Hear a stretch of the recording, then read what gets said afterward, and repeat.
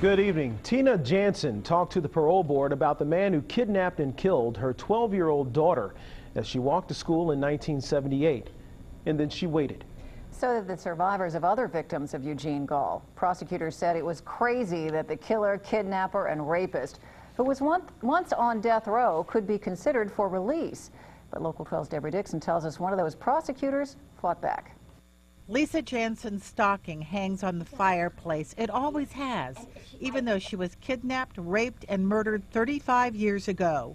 The angel tree is for Lisa, too. It's been an anxious time for Lisa's mother this year, until last night. I heard that and I thought, oh, is there a mistake? Is it really true? And then all of a sudden it was like, it hit me like, he can't get out. He can't do this again to anybody else. At least not for a long time. The news, Lisa's killer is no longer up for parole. Why Eugene Gall was to begin with is mind-boggling.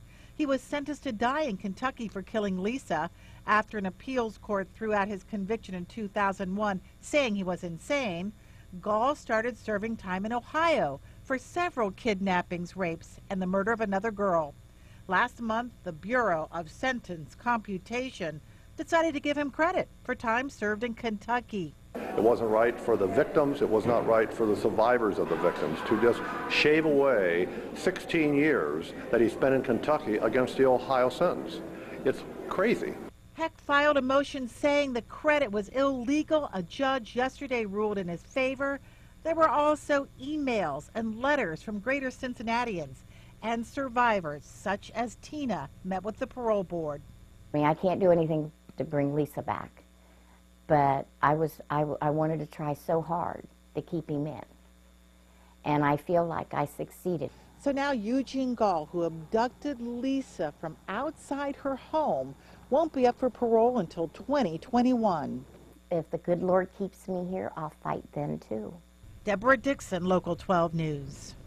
Now, 2021 is the earliest Eugene Gall could be up for parole. He faces 47 to 165 years in prison just for crimes committed in Ohio.